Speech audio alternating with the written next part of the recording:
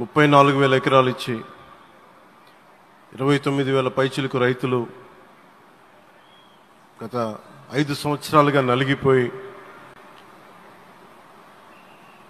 ఇక్కడికి వచ్చి రోడ్ల మీదకి వచ్చి ముళ్ళ కంచెల మధ్యలో కూర్చొని పోలీసు లాఠీ దెబ్బలు తిని కేసులు పెట్టించుకొని ఇంట్లో పెద్దవాళ్ళని కానీ చాలామందిని 2,000 పైచిలకు రైతులు ప్రాణాలు కోల్పోయి మీరు నలిగి బాధపడి మీ కన్నీళ్లు ఇచ్చేవాళ్ళు ఉన్నారా ఆ రోజునని చాలాసార్లు మహిళా రైతులు నన్ను అడిగారు.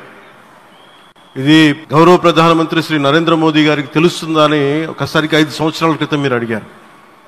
నేను ఆ రోజు ఆయనకి తెలియకుండా ఏది ఉండదు, అమరావతి శాశ్వత రాజధానిగా ఉంటుందని ఆ రోజు మేమందరం కలిపి మాట ఇచ్చాం. ఆ ఇచ్చిన మాట ప్రకారం ఈ రోజున గౌరవ ప్రధానమంత్రి గారి చేతుల మీదుగా మళ్ళీ ఇంకొకసారి పునఃప్రారంభం జరగబోతుంది. ఇది ఆది శంకరాచార్య 1237వ జయంతి సందర్భంగా తిరిగి అమరావతి పునఃప్రారంభం కావటం చాలా ఆనందాన్ని కలగజేస్తుంది. మనందరం 5 కోట్ల మంది ప్రజలకి సంబంధించి ఇది ఒక హబ్, ఇది సెంటర్, నర్వ్ సెంటర్. ఇది అంటే మనందరికి సంబంధించిన ఇల్లు. ఇది మనందరం ఎవరిని అడుగుతున్నామంటే, ఒక ప్రధానమంత్రి గారు పూర్వం సన్యాసాశ్రమంలో ఉన్నప్పుడు ఆయనకి అనికేత్ అనే పేరు పెట్టారు. అనికేత్ అంటే అర్థం పరమశివుడు, ఇల్లు లేనివాడని. అలాంటి ఇల్లు లేనివాడు, కుటుంబం లేనివాడు 5 కోట్ల మంది కుటుంబాలకు, 5 కోట్ల మంది ప్రజల కోసం, ఎన్ని కోట్ల కుటుంబాల కోసం మనందరికీ రాజధానిలో ఒక నగరం నిర్మించడానికి, ఇల్లు నిర్మించుకోవడానికి ఇల్లు లేకుండా 140 కోట్ల మంది ప్రజల బాధ్యత తీసుకొని కశ్మీర్ నుంచి కన్యాకుమారి వరకు, అక్కడ కామాఖ్య నుంచి ద్వారకా వరకు ప్రపంచమే, మన దేశమే తన కుటుంబంగా చేసుకుంటూ ఈ భారతదేశమే తన ఇల్లుగా చేసుకొని తిరిగి పునఃప్రారంభానికి విచ్చేసిన గౌరవ ప్రధానమంత్రి శ్రీ నరేంద్ర మోదీ గారికి మనస్ఫూర్తిగా మన అందరి తరపున, ఆంధ్రప్రదేశ్ ప్రజలందరి తరపున, అమరావతి రైతాంగం తరపున, ఆడపడుచుల తరపున వారికి చేతులెత్తి హృదయపూర్వక నమస్కారాలు తెలియజేస్తున్నాను. దివిసీమ తుఫాన్ వచ్చి అందరి ఆశల్ని తుడిచిపెట్టేసినట్టు గత ప్రభుత్వం రాష్ట్రం మరియు అమరావతి భవిష్యత్తుని తుడిచిపెట్టేసింది. అమరావతి అంటే పరదాలు, సెక్షన్ 30, సెక్షన్ 144 మాత్రమే గుర్తుకొచ్చేలా పనిచేశారు. నువ్వు ధర్మం కోసం నిలబడితే ధర్మం నువ్వు నిలబడేలా చేస్తుంది అనే విధంగా ఆ రోజున అమరావతి రైతులు, రాష్ట్ర ప్రజలు ఈ ధర్మ యుద్ధంలో విజయం సాధించారు. రైతులు ఇచ్చిన 11,000 ఎకరాల భూమిని త్యాగం చేసి వారి సంకల్పం, 33,000 ఎకరాల భూమిని త్యాగం చేసి వారి సంకల్పం ఫలితంగా ఈ రోజున ఆంధ్రప్రదేశ్ రాష్ట్ర రాజధాని ఆవిర్భవించింది. అమరావతి రాజధాని పనులు పునఃప్రారంభమవుతున్న ఈ శుభ సందర్భంలో ముందుగా రాజధాని నిర్మాణం కోసం స్వచ్ఛందంగా ముందుకొచ్చి తమ భూముల్ని, పొలాల్ని ప్రభుత్వానికి ఇచ్చిన అమరావతి ప్రాంత రైతులకు, మీ త్యాగానికి గత 5 ఏళ్లుగా మీరు చేసిన పోరాటానికి శిరస్సు వంచి మీకు ధన్యవాదాలు తెలియజేస్తున్నాం. గత 5 ఏళ్లుగా రాజధాని నిర్మాణం నిలిచిపోయి రాజధాని తరలిపోతుందనే సమయంలో రోడ్ల మీదకు వచ్చి 5 కోట్ల ప్రజల తరపున రైతులు, మహిళలు, విద్యార్థులు చేసిన పోరాటం, మీరు పడిన అవమానాలు, మీపై పడిన గాయాలు ప్రతి ఒక్కటి మా మనసులో ఉంది. ఆ రోజున దివ్యాంగులను కూడా లాఠీ దెబ్బలు నా గుండెలు ఇంకా సజీవంగా ఉన్నాయి. ఆ బాధ మేము మర్చిపోలేదు, ఎవరిని మర్చిపోనివ్వలేదు. అందుకని దానికి సజీవ సాక్షి ఈ రోజున తిరిగి పునఃప్రారంభానికి గౌరవ ప్రధానమంత్రి గారు రాక, ఆ రోజున మహిళలు, విద్యార్థులు చేసిన పోరాటం, మీరు పడిన అవమానాలు, మీపై పడ్డ గాయాలు ప్రతి ఒక్కటి మనసులో ఉంది. మీ త్యాగాన్ని మేము మర్చిపోం. మీరు చేసిన త్యాగానికి జవాబుదారీగా ఉంటాం. బాధ్యతగా అమరావతి నిర్మాణం జరిగేలా సాయశక్తుల ఈ కూటమి ప్రభుత్వం కృషి చేస్తుంది. అమరావతి రైతుల త్యాగాలను హృదయపూర్వకంగా స్మరించుకుంటూ వారి ప్రతినిధులుగా ఇక్కడకు విచ్చేసిన రైతులకి నా ప్రత్యేక నమస్కారం. ఈ పోరాటంలో వారికి ప్రతినిధులుగా సన్మానం అందుకుంటున్న మహిళా రైతులు పాత్ర, ప్రత్యేకించి అమరావతి మహిళా రైతుల పాత్ర చాలా అభినందనీయం. మీరు ఎంత నలిగారు, మీరు ఎంత రోడ్ల మీదకి వచ్చారు. మగవాళ్ళు ఆపేస్తే ఆడపడుచులు బయటకు వచ్చి తిరిగి పౌరుషం చూపించారు, ఆంధ్ర పౌరుషాన్ని చూపించారు. మీరికి నా ప్రత్యేక అభినందన. వాళ్ళు చూపిన సాహసం, సహనం అందరికీ ప్రేరణగా నిలుస్తాయి. వేదిక మీద ఉన్న నా మంత్రివర్గ సహచరులకి, గౌరవ ప్రధానమంత్రి శ్రీ నరేంద్ర మోదీ గారికి, విజనరీ అయిన గౌరవ ముఖ్యమంత్రి శ్రీ నారా చంద్రబాబు నాయుడు గారికి, సోదరులు లోకేష్ గారికి,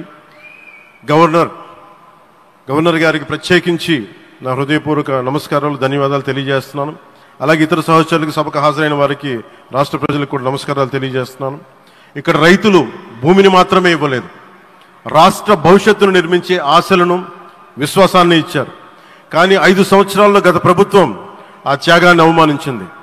3 రాజధానులు, అస్తవ్యస్త విధానంతో ప్రజల విఘ్నతని, అమరావతిని అగౌరవపరిచింది. ఈరోజు ఈ వేదిక నుండి మేమందరం మీకు హామీ ఇస్తున్నాం, అమరావతి మళ్ళీ ఒక ప్రపంచ స్థాయి సర్వశ్రేష్ఠ రాజధానిగా ఆవిర్భవిస్తుంది.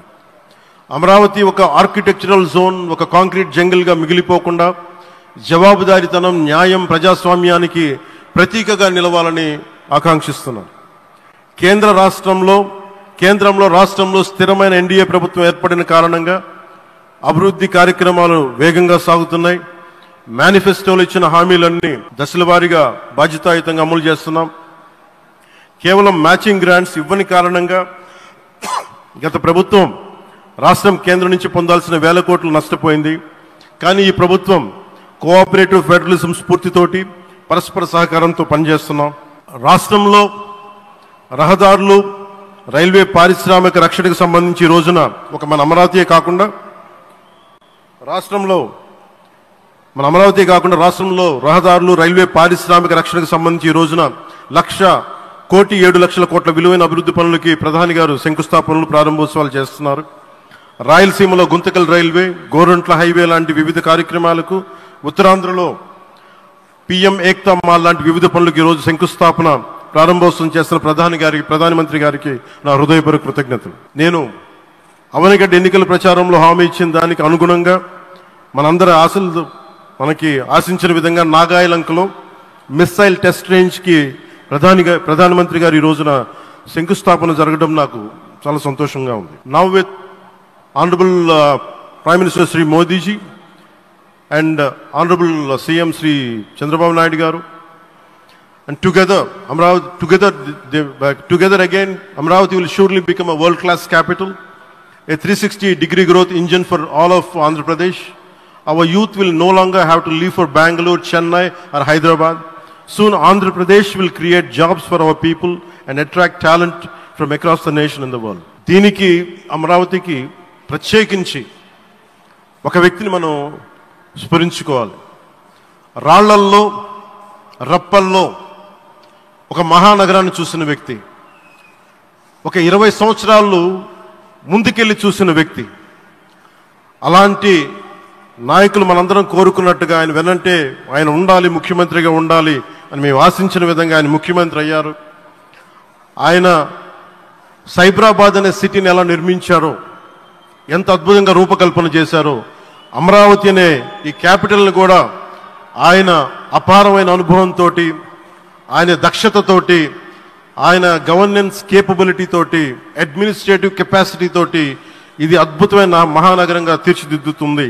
ఇది ఆంధ్రప్రదేశ్కే కాదు, భారతదేశానికి తలమానికంగా అవుతుందని మనస్ఫూర్తిగా నేను ఆశిస్తున్నాను. అలాగే ప్రత్యేకించి ఈ రోజున మనం ప్రధానమంత్రి గారిని చాలా లోతుగా మనం అర్థం చేసుకోవాలి. ఈ రోజున కశ్మీర్లో దాదాపు 28 మందిని చంపేశారు. అలాంటి క్లిష్ట సమయంలో, రాష్ట్రం, దేశం మొత్తం యుద్ధం వైపు వెళ్తున్న సమయంలో, అలాంటి కీలక సమయంలో ప్రధానమంత్రి గారు ఇక్కడికి వచ్చి లోపలంతా బరువు, గుండెల్లో బరువు పెట్టుకొని, వేదన ఉండి కూడా అమరావతి రైతులు చేసిన త్యాగాలను మర్చిపోకూడదని చెప్పి ఇంత ఇబ్బందుల్లో కూడా ఆయనకు వచ్చినందుకు మనస్ఫూర్తిగా ఒక్కసారి మనందరం ప్రధానమంత్రి గారికి గౌరవ సూచకంగా మనందరం కృతజ్ఞతలు తెలియజేయాలి. The Pahalgam terrorist attack has been one of the darkest days for the entire country. Even the blood was spilled in Kashmir. The blood spilled in Kashmir, it created tremors in the entire nation. And we had seen it personally, witnessed personally, the pain of the victims. For the Honorable PM Modi ji, He is leading the country through these tough times, and he assured all the citizens with stern action against the perpetrators of terrorism. I know this is very sensitive time, and Modi ji is carrying the nation's burden. Amidst this tremendous difficult movement, Modi ji still gave time and came today to Amravati. This shows his deep commitment to Andhra Pradesh, to the people of Andhra Pradesh, and we are deeply grateful to you, sir. May Lord Bhavani, మన కనకదుర్గమ్మ ఆశీస్సులతోటి వారికి బలాన్ని ఇవ్వాలి, శక్తిని ఇవ్వాలి, మనందరం ప్రార్థిద్దాం. May Lord Bhavani Mata give immense strength to our Honorable Prime Minister Modi ji to lead our nation and bless Bharat, Andhra Pradesh and Amravati. Jai Bhavani, Jai Bharat and Jai Hind. మీకు గర్వకారణంగా నిలిచేటువంటి నాయకులు కొంతమంది ఉంటారు. ఆ కోవలోని వారే Shri Pawan sir వీళ్ళంతా.